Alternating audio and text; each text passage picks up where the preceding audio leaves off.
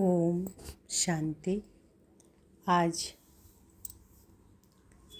28 अप्रैल 2025 की साकार मधुर महावाक्य है।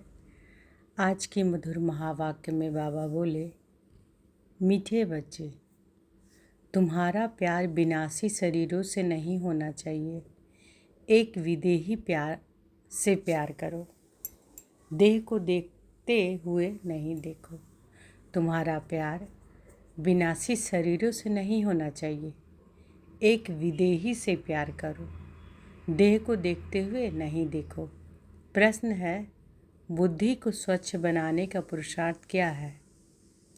स्वच्छ बुद्धि की निशानी क्या होगी? ध्यान से सुने, बाबा क्या बताते हैं कि बुद्धि को स्वच्छ बनाने का पुरुषार्थ क्या है और स्वच्छ बुद्धि की निशानी क्या होगी? उत्तर है, देही अभिमानी बनने से ही बुद्धि स्वच्छ बनती है। ऐसे देही अभिमानी बच्चे अपने को आत्मा समझ एक बाप को प्यार करेंगे। देही अभिमानी बनने से ही बुद्धि स्वच्छ बनती है। ऐसे देही अभिमानी बच्चे अपने को आत्मा समझ एक बाप को प्यार करेंगे, बाप से ही सुनेंगे। लेकिन जो मूढ़मती हैं वह देह को प्यार करते हैं, देह को ही श्रृंगारते रहते हैं। ओम शांति। ओम शांति किसने कहा और किसने सुना? और सत्संगों में तो जिज्ञासु सुनते हैं, महात्मा या गुरु आदि ने सुनाया ऐसे कहेंगे। यहाँ परमात्मा ने सुनाया और आत्मा ने सुना। तो बाबा क्या पूछते हैं, बुद्धि को स्वच्छ बनाने का पुरुषार्थ क्या है? क्या बताएं बाबा कि देही अभिमानी बनने से ही स्वच्छ बुद्धि बनती है। और ऐसे देही अभिमानी बच्चे अपने को आत्मा समझ एक बाप को प्यार करेंगे, बाप से ही सुनेंगे। लेकिन जो मूढ़वती हैं वह देह को प्यार करते हैं, देह को ही श्रृंगारते रहते हैं। ओम शांति किसने कहा और किसने सुना? ओम शांति किसने कहा और किसने सुना? और सत्संगों में तो जिज्ञासु सुनते हैं, महात्मा व गुरु आदि ने सुनाया ऐसे कहेंगे। यहाँ परमात्मा ने सुनाया और आत्मा ने सुना। यहाँ सुनाया किसने? परमात्मा ने और आत्मा ने सुना। नई बात है ना, देही अभिमानी होना पड़े। तो ओम शांति किसने कहा? ओम शांति परमात्मा पिता ने। और किसने सुना? आत्मा ने। कई यहाँ भी देह अभिमान हो बैठते हैं। तुम बच्चों को देही अभिमानी हो बैठना चाहिए। मैं आत्मा इस शरीर में विराजमान हूँ। शिव बाबा हमको समझाते हैं, यह बुद्धि में अच्छी तरह याद रहना चाहिए। मुझ आत्मा का कनेक्शन है परमात्मा के साथ। परमात्मा आकर इस शरीर द्वारा सुनाते हैं। यह दलाल हो गया। तुमको समझाने वाला वह है, इनको भी वर्षा वह देते हैं। तो बुद्धि उस तरफ जाना चाहिए। समझो बाप के 5-7 बच्चे हैं, उन्हों का बुद्धि योग बाप तरफ रहेगा। समझो बाप के 5-7 बच्चे हैं, उन्हों का बुद्धि योग बाप तरफ रहेगा ना, क्योंकि बाप से वर्षा मिलना है, भाई से वर्षा नहीं मिलता। वर्षा हमेशा बाप से मिलता है। आत्मा को आत्मा से वर्षा नहीं मिलता। तुम जानते हो, आत्मा के रूप में हम सब भाई भाई हैं। हम सब आत्माओं का कनेक्शन एक परम पिता परमात्मा के साथ है। वह कहते हैं, मामेकम याद करो, मुझ एक के साथ प्रीत रखो, रचना के साथ मत रखो, देही अभिमानी बनो। मेरे सिवाय और कोई देहधारी को याद करते हो तो इसको कहा जाता है देह अभिमान। भल या देहधारी तुम्हारे सामने है, परंतु तुम इनको नहीं देखो। बुद्धि में याद उनकी रहनी चाहिए। वह तो सिर्फ कहने मात्र भाई भाई कह देते हैं। अभी तुम जानते हो कि हम आत्मा हैं, परमपिता परमात्मा की संतान है। वर्षा परमात्मा बाप से मिलता है। वह बाप कहते हैं कि तुम्हारा लव मुझ एक के साथ होना चाहिए। मैं ही खुद आकर तुम आत्माओं की अपने साथ सगाई कराता हूँ। देहधारी से सगाई नहीं है, और जो भी संबंध है वह देह के यहाँ के संबंध है। इस समय तुमको देही अभिमानी बनना है। हम आत्मा बाप से सुनते हैं। बुद्धि बाप तरफ जानी चाहिए। बाप इनके बाजू में बैठ हमको नॉलेज देते हैं। उसने शरीर का लोन लिया हुआ है। आत्मा इस शरीर रूपी घर में आकर पाट बजाती है।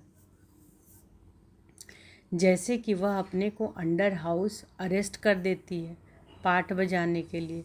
है तो फ्री, परंतु इसमें प्रवेश कर अपने को इस घर में बंद कर पाट बजाती है। आत्मा ही एक शरीर छोड़ दूसरा लेती है, पाट बजाती है। इस समय जो जितना देही अभिमानी रहेंगे वह उच्च पद पाएंगे। बाबा के शरीर में भी तुम्हारा प्यार नहीं होना चाहिए। बाबा के शरीर में भी तुम्हारा प्यार नहीं होना चाहिए, रिंचक मात्र भी नहीं। यह शरीर तो कोई काम का नहीं है। मैं इस शरीर में प्रवेश करता हूँ सिर्फ तुमको समझाने के लिए। यह है रावण का राज्य, पराया देश।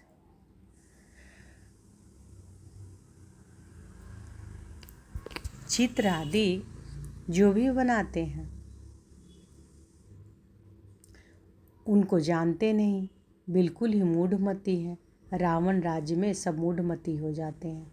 देह अभिमान है ना, तुच्छ बुद्धि बन गया है। बाप कहते हैं मूढ़मती जो होंगे वह देह को याद करते रहेंगे, देह से प्यार रखेंगे। स्वच्छ बुद्धि जो होंगे वह तो अपने को आत्मा समझ परमात्मा को याद कर परमात्मा से सुनते रहेंगे। इसमें ही मेहनत है। यह तो बाप का रथ है। बहुतों का इनसे प्यार हो जाता है। तो बाबा क्या बोल रहे हैं कि स्वच्छ बुद्धि जो होंगे वह अपने को आत्मा समझ परमात्मा को याद कर परमात्मा से सुनते रहेंगे। इसमें ही मेहनत है। यह तो बाप का रथ है। बहुतों का इनसे प्यार हो जाता है। जैसे हुसैन का घोड़ा, उनको कितना सजाते हैं। अब महिमा तो हुसैन की है ना, घोड़े की तो नहीं है। जरूर मनुष्य के तन में हुसैन की आत्मा आई होगी। वह इन बातों को नहीं समझते। अभी इसको कहा जाता है राजस्व अश्वमेध अविनाशी रुद्र ज्ञान यज्ञ। अश्व नाम सुनकर उन्होंने फिर घोड़ा समझ लिया है, उनको स्वाहा करते हैं। यह सब कहानियाँ हैं भक्ति मार्ग की। अभी तुमको हसीन बनाने वाला मुसाफिर तो यह है ना। अभी तुम जानते हो कि हम पहले गोरे थे फिर सांवरे बने हैं। जो भी आत्माएं पहले पहले आती हैं तो पहले सतो प्रधान है, फिर सतो रजो तमो में आती है। बाप आकर सबको हसीन सुंदर बना देते हैं। जो भी धर्म स्थापन का अर्थ आते हैं वह सब हसीन आत्माएं होती हैं। बाद में कामचिता पर बैठ काली हो जाती है। पहले सुंदर फिर श्याम बनती है। यह नंबर 1 में पहले पहले आते हैं। तो बाबा क्या बोल रहे हैं कि अभी तुम जानते हो कि हम पहले गोरे थे फिर सांवरे बने हैं। जो भी आत्माएं पहले पहले आती हैं तो पहले सतो प्रधान है, फिर सतो रजो तमो में आती है। बाप आकर सबको हसीन सुंदर बना देते हैं। जो भी धर्म स्थापन अर्थ आते हैं वह सब हसीन आत्माएं होती हैं। बाद में कामचिता पर बैठ काली हो जाती है। पहले सुंदर फिर श्याम बनती है। यह नंबर 1 में पहले पहले आते हैं तो सबसे जास्ती सुंदर बनते हैं। यह नंबर 1 में पहले पहले आते हैं, यानी ब्रह्मा बाबा के बारे में बाबा बोल रहे हैं, तो सबसे जास्ती सुंदर बनते हैं। इन लक्ष्मी नारायण जैसा नेचुरल सुंदर तो कोई हो ना सके। यह ज्ञान की बात है। भल क्रिश्चियन लोग भारतवासियों से सुंदर गोरे हैं क्योंकि उस तरफ के रहने वाले हैं, परंतु सतयुग में तो नेचुरल ब्यूटी है। आत्मा और शरीर दोनों सुंदर है। इस समय सब पतित सांवरे हैं, फिर बाप आकर सबको सुंदर बनाते हैं। पहले सतो प्रधान पवित्र होते हैं, फिर उतरते उतरते कामचिता पर बैठ काले हो जाते हैं।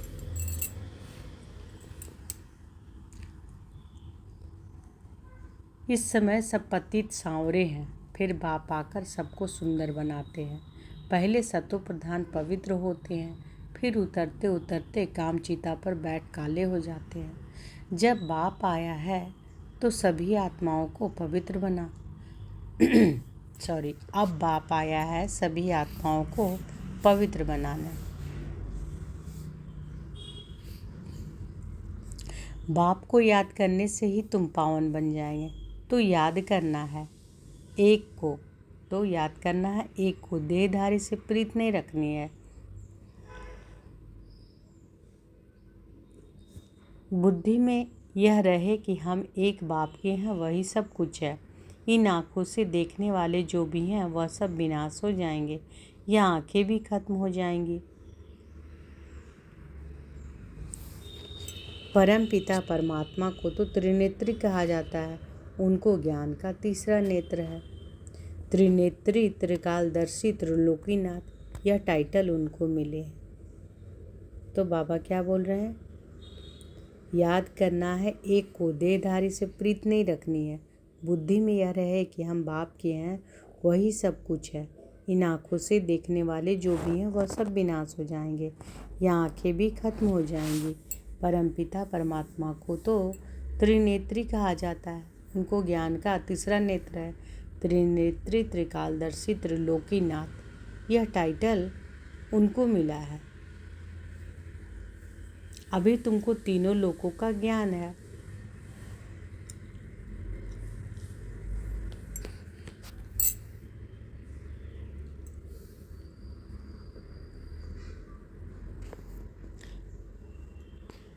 फिर यह गुम हो जाता है। अभी तुमको तीनों लोकों का ज्ञान है, फिर वह गुम हो जाता है। जिसमें ज्ञान है वही आकर देते हैं। तुमको बाप 84 जन्मों का ज्ञान सुनाते हैं। बाप कहते हैं कि अपने को आत्मा समझो। मैं इस शरीर में प्रवेश कर आया हूँ तुमको पावन बनाने। मुझे याद करने से ही पावन बनेंगे, और कोई को याद किया तो सतो प्रधान बन नहीं सकेंगे। पाप कटेंगे नहीं तो कहेंगे विनाश काले विपरीत बुद्धि विनश्यन्ति। मनुष्य तो अपना अंधश्रद्धा में है, देहधारियों में ही मोह रखते हैं। अब तुमको देही अभिमानी बनना है। एक में ही मोह रखना है। दूसरे कोई में मोह है तो गोया बाप से विपरीत बुद्धि है।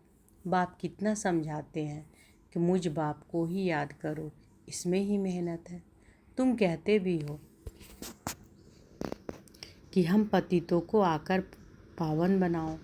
बाप ही पावन बनाते हैं। तुम बच्चों को 84 जन्मों की हिस्ट्री ज्योग्राफी बाप ही समझाते हैं। वह तो सहज है ना। बाकी याद की ही डिफ़िकल्ट सब्जेक्ट है।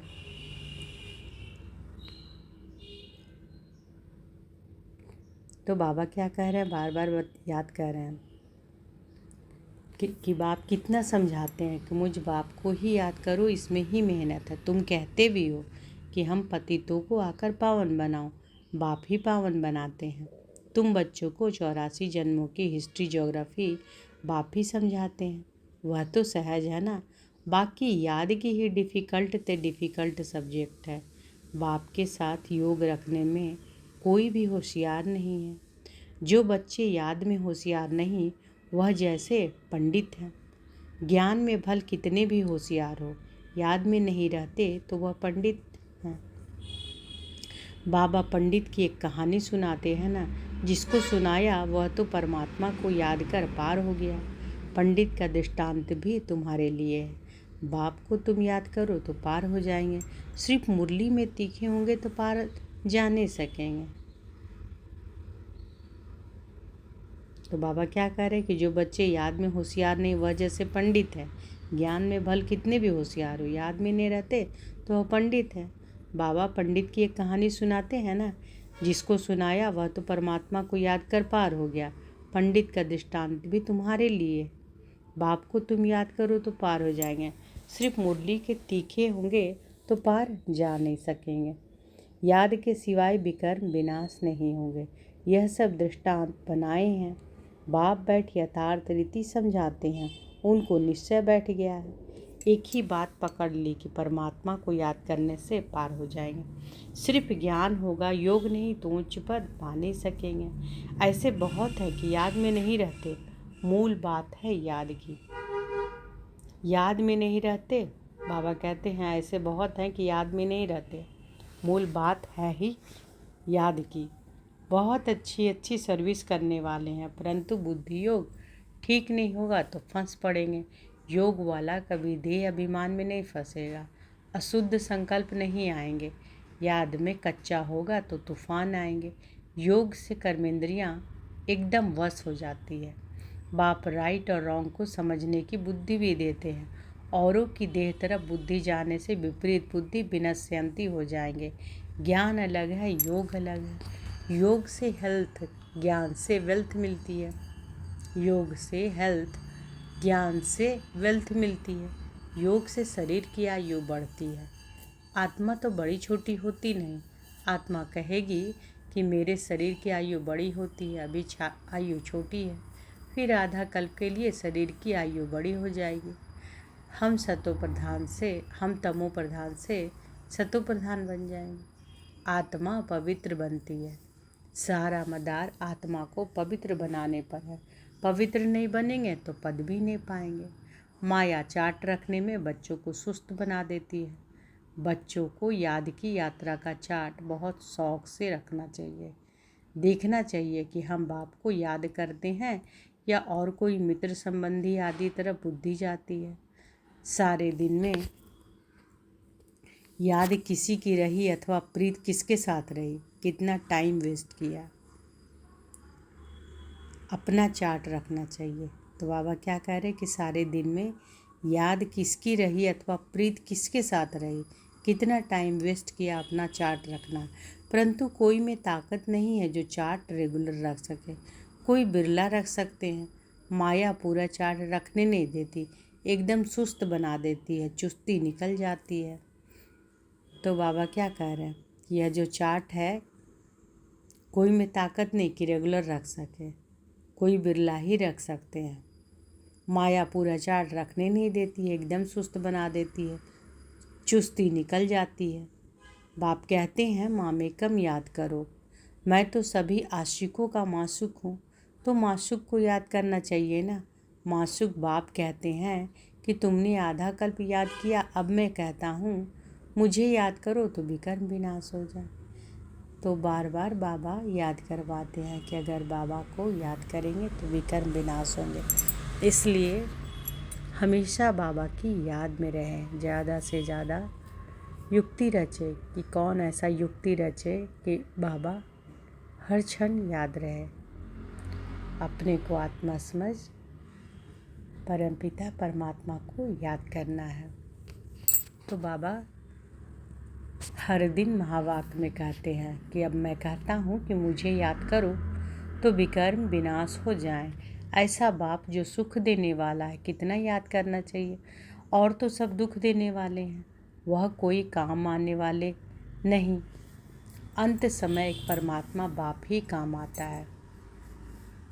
अंत का समय एक हद का होता है, एक बेहद का होता है। बाप समझाते हैं कि अच्छी रीति याद करते रहेंगे तो अकाले मृत्यु नहीं होगी। तुमको अमर बना देते हैं। पहले तो बाप के साथ प्रीत बुद्धि चाहिए। कोई के शरीर के साथ प्रीत होगी तो गिर पड़ेंगे, फेल हो जाएंगे, चंद्रवंशी में चले जाएंगे। स्वर्ग सतयुगी सूर्यवंशी राजाई को ही कहा जाता है, त्रेता को भी स्वर्ग नहीं कहेंगे। ऐसे द्वापर और कलयुग है तो कलयुग को रौरव नरक तमो प्रधान कहा जाता है। द्वापर को इतना नहीं कहेंगे, फिर तमो प्रधान से सतो प्रधान बनने के लिए याद चाहिए। खुद भी समझते हैं कि हमारी फलाने से बहुत प्रीत है, उसके आधार बिगर हमारा कल्याण नहीं होगा। अब ऐसी हालात में अगर मर जाए तो क्या होगा। विनाश काले विपरीत बुद्धि विनश्यंती, धूल छाई पद पा लेंगे। आजकल दुनिया में फैशन की भी बहुत बड़ी मुसीबत है। अपने पर आशिक करने के लिए शरीर को कितना टिप टॉप करते हैं। आजकल दुनिया में फैशन की भी बहुत बड़ी मुसीबत है। अपने पर आशिक करने के लिए शरीर को कितना टिप टॉप करते हैं। अब बाप कहते हैं, बच्चे किसी के भी नाम रूप में मत फंसो। लक्ष्मी नारायण की ड्रेस देखो कैसी रॉयल है, वह है ही शिवालय, इसको कहा जाता है विश्यालय। इन देवताओं के आगे जाकर कहते हैं कि हम विश्यालय के रहने वाले हैं। आजकल तो फैशन की ऐसी मुसीबत है, सबकी नज़र चली जाती है, फिर पकड़ कर भगा ले जाते हैं। सतयुग में तो कायदे से चलन होती है, वहाँ तो नेचुरल ब्यूटी है ना, अंधश्रद्धा की बात नहीं। यहाँ तो देखने में दिल लग जाती है तो फिर और धर्म वालों से भी शादी कर लेते हैं। अभी तुम्हारी ईश्वरीय बुद्धि पत्थर बुद्धि से पारस बुद्धि बाप के सिवाय कोई बना ना सके। अभी तुम्हारी है ईश्वरीय बुद्धि, पत्थर बुद्धि से पारस बुद्धि बाप के सिवाय कोई बना ना सके। वह है ही रावण संप्रदाय। तुम अभी राम संप्रदाय बन रहे हो।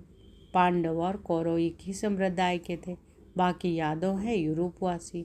गीता से कोई भी नहीं समझते हैं कि यादव यूरोपवासी हैं। वह तो यादव संप्रदाय भी यहाँ कह देते हैं। बाप बैठ समझाते हैं, यादव है यूरोपवासी जिन्होंने अपने विनाश के लिए यह मूसल आदि बनाए हैं।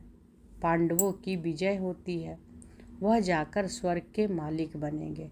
परमात्मा ही आकर स्वर्ग की स्थापना करते हैं। शास्त्रों में तो दिखाया है कि पांडव गल मरे, फिर क्या हुआ? कुछ भी समझ नहीं, पत्थर बुद्धि है ना। ड्रामा के राज को ज़रा भी कोई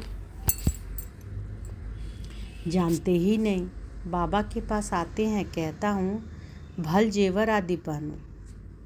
बाबा कहते हैं, बाबा के पास बच्चे आते हैं, कहता हूँ भल जेवर आदि पहनो। कहते हैं, बाबा यहाँ जेवर शोभते कहाँ है? पतित आत्मा पति शरीर को जेवर क्या शोभेंगे? वहाँ तो हम इन जेवरों आदि से सजे रहेंगे, अथाह धन होता है, सब सुखी ही सुखी रहते हैं। भल वहाँ फील होता है, यह राजा है हम प्रजा है, परंतु दुख की बात नहीं। यहाँ अनाज आदि नहीं मिलता है तो मनुष्य दुखी होते हैं, वहाँ तो सब कुछ मिलता है। दुख अक्षर मुख से निकलेगा नहीं, नाम ही है स्वर्ग। यूरोपियन लोग उनको पैराडाइज कहते हैं, समझते हैं कि वहाँ गॉड गॉडेज रहते थे, इसलिए उन्हों के चित्र भी बहुत खरीद करते हैं, परंतु वह स्वर्ग फिर कहाँ गया यह किसी को पता नहीं। तुम अभी जानते हो कि यह चक्र कैसे फिरता है। नई सो पुरानी, पुरानी सो फिर नई दुनिया बनती है। देही अभिमानी बनने में बड़ी मेहनत है। तुम देही अभिमानी बनने से इन अनेक बीमारियों आदि से छूट सकेंगे। बाप को याद करने से उच्च पद पालेंगे। अच्छा, मीठे मीठे सिक्के लदे बच्चों प्रति माता पिता बाप दादा का याद प्यार और गुड मॉर्निंग। रूहानी बाप की रूहानी बच्चों को नमस्ते। हम रूहानी बच्चों की रूहानी माता पिता बाप दादा को याद प्यार गुड मॉर्निंग और नमस्ते नमस्ते नमस्ते। शुक्रिया बाबा, शुक्रिया। धारणा के लिए मुख्य साथ पहला है, किसी भी देहधारी को अपना आधार नहीं बनाना है। शरीरों से प्रीत नहीं रखनी है, दिल की प्रीत एक बाप से रखनी है। किसी के नाम रूप में भी नहीं फंसना है। दूसरा, याद का चार्ट शौक से रखना है, इसमें सुस्त नहीं बनना है। चार्ट में देखना है कि मेरी बुद्धि किसके तरफ चल जाती है। चार्ट में देखना है कि मेरी बुद्धि किसके तरफ जाती है, कितना टाइम वेस्ट करते हैं। सुख देने वाला बाप कितना समय याद रहता है। तो याद का चार्ट शौक से रखना है, इसमें सुस्त नहीं बनना है। चार्ट में देखना है कि मेरी बुद्धि किसके तरफ जाती है, कितना टाइम वेस्ट करते हैं। सुख देने वाला बाप कितना समय याद रहता है। आज बाबा ने वरदान दिया है तो अनुभव करें कि बाबा का वरद हस्त हमारे सिर पर है और बाबा ने वरदान दिया। गृहस्थ व्यवहार और ईश्वरीय व्यवहार दोनों की समानता द्वारा सदा हल्के और सफल भव। गृहस्थ व्यवहार और ईश्वरीय व्यवहार दोनों की समानता द्वारा सदा हल्के और सफल भव। सभी बच्चों को शरीर निर्वाह और आत्म निर्वाह की डबल सेवा मिली हुई है। लेकिन दोनों ही सेवाओं के समय का शक्तियों का समान अटेंशन चाहिए। तो बाबा क्या बोल रहे हैं कि सभी बच्चों को शरीर निर्वाह और आत्मनिर्वाह की डबल सेवा मिली हुई है, लेकिन दोनों ही सेवाओं में समय का शक्तियों का समान अटेंशन चाहिए। यदि श्रीमत का कांटा ठीक है तो दोनों साइड समान होंगे, लेकिन गृहस्थ शब्द बोलते ही गृहस्थी बन जाते हो तो बहानेबाजी शुरू हो जाती है। इसलिए गृहस्थी ने ट्रस्टी हैं। इस स्मृति से गृहस्थ व्यवहार और ईश्वरीय व्यवहार दोनों में समानता रखो तो सदा हल्के और सफल रहेंगे। तो बाबा क्या आज वरदान दिए कि गृहस्थ व्यवहार और ईश्वरीय व्यवहार दोनों की समानता द्वारा सदा हल्के और सफल भव। सभी बच्चों को शरीर निर्वाह और आत्मनिर्वाह की डबल सेवा मिली हुई है, लेकिन दोनों ही सेवाओं में समय का शक्तियों का समान अटेंशन चाहिए। यदि श्रीमत का कांटा ठीक है तो दोनों साइड समान होंगे, लेकिन गृहस्थ शब्द बोलते ही गृहस्थी बन जाते हैं तो बहानेबाजी शुरू हो जाती है। इसलिए गृहस्थी ने ट्रस्टी हैं।